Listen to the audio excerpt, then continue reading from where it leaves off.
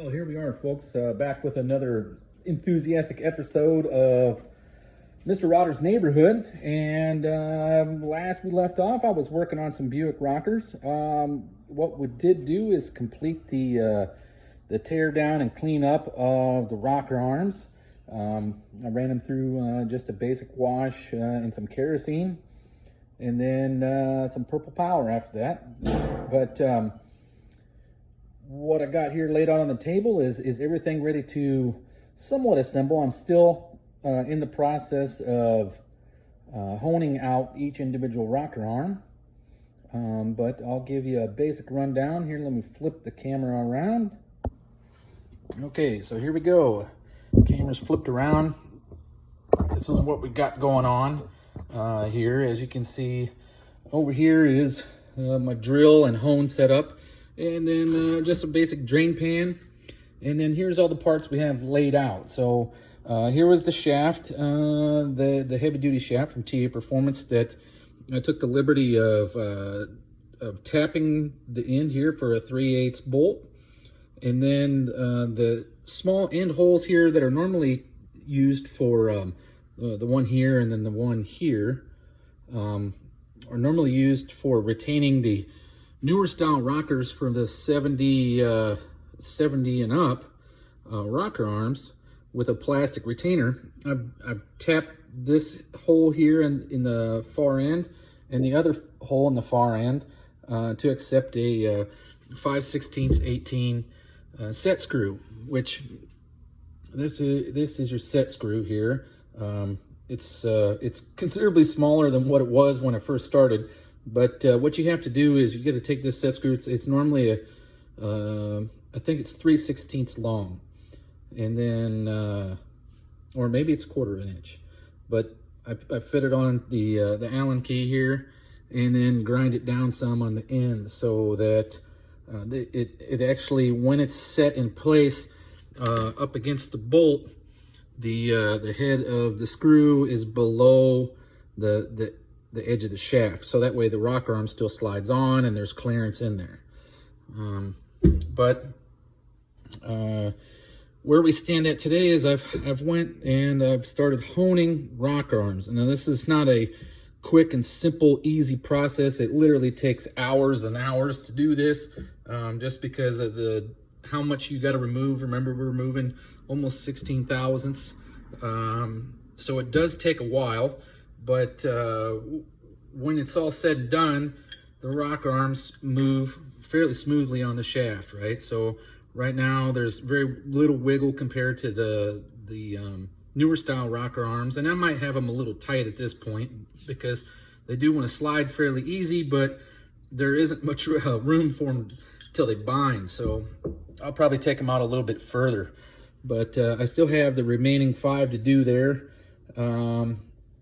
And without eating up a whole bunch of video and boring everyone to death with me doing that, I'm just going to go ahead and do these 5 rocker arms. But I'll show you on the last one, the last few minutes of what I'm doing and how I actually hone them out. Now we have all the parts here ready for assembly, with the exception of the rocker arms ready to go.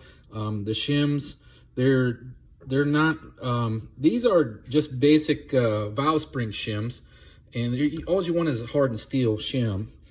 The problem is the hole is not the same size as the Buick shaft diameter, which is kind of an oddball by itself. So I got to hone these out as well, which I've already done previously when I did the other set of rocker arms. These holes are already opened up. So I'll get to work on these 5, and when I'm done, we'll get back to it, and then I'll start showing you how things go together and where they go.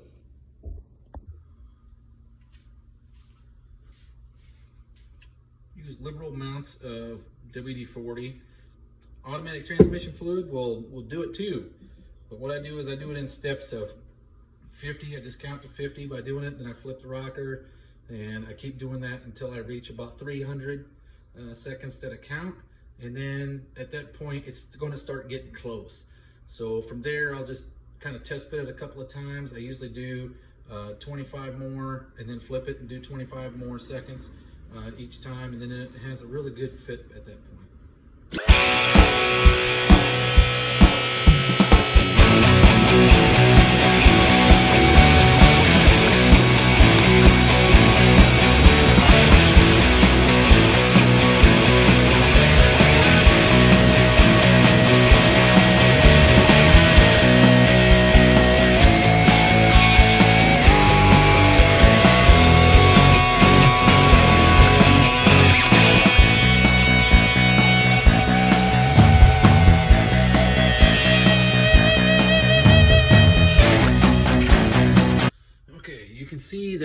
this one I've done 200 seconds total, and the oil grooves are starting to wear away. You can see that it's honed out far enough that it's starting to nip into the oil grooves. You can see the grooves inside there.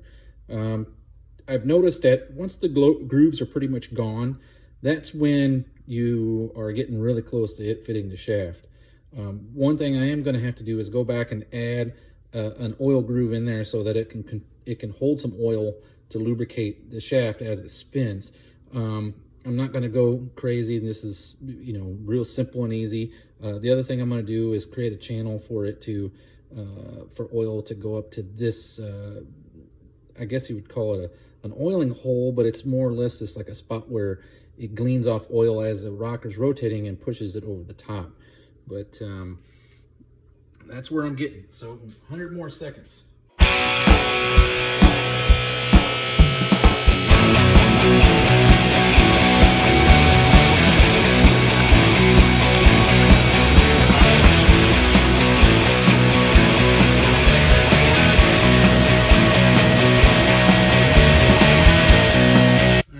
Time for a test fit. Smooth, huh? Now what you do notice is if you cock it just a little bit, it's binding up. So that means, yeah, you have plenty of room for it to slide up and down the shaft, but there's very little room in there for error. So what I try to do is, like, even if you turn it here, see, some of these holes are actually, it expands the metal when they drill the hole in there, so it'll get tighter around those holes somewhat. If you spin it on the rocker shaft, or you spin the rocker on the shaft, sometimes it'll bind up in certain spots around those holes, but it'll be totally free and clear here on the actual shaft itself. So this is where I take it out. I do 25 seconds and then flip it for the final fitment, I guess you would call it.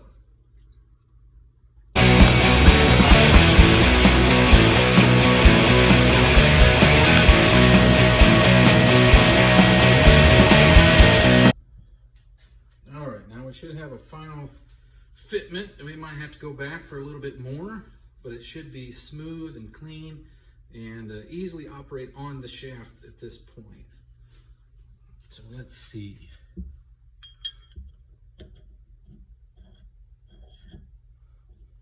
Let's see, that's pretty close. I need to go back for a little bit more. But sure don't like them holes.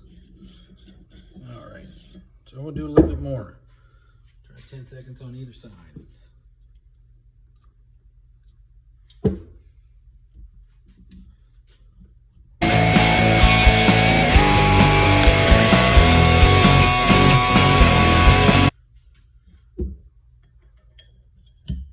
Okay, I think we're good. All right, so that's how you do a rocker. I got 2 more to do.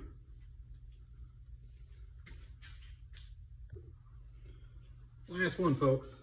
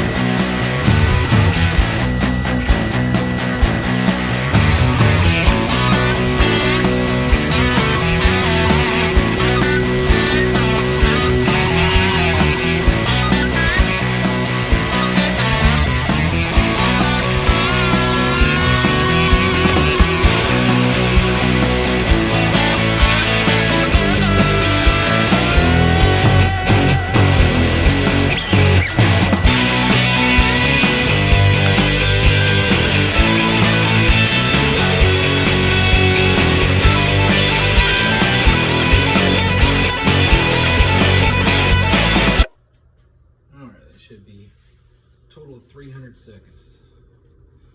And the key giveaways here, or takeaways, I guess, is you're gonna want to see almost the oil groove is completely gone now. That's where you're down to almost just that one mark. That's all that's left, is that one small mark at the top there. The rest of the grooves are pretty much gone. So now it should slide on here, piece of cake. All right.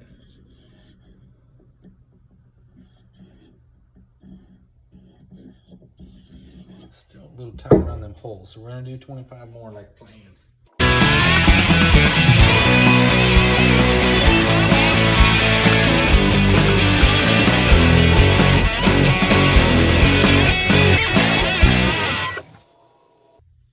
So there we go, we have our finished rocker arm. Now let's check fit it and see how easy she slides on there.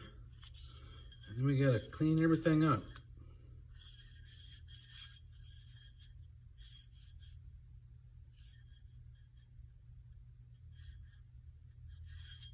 I think that's gonna be fine.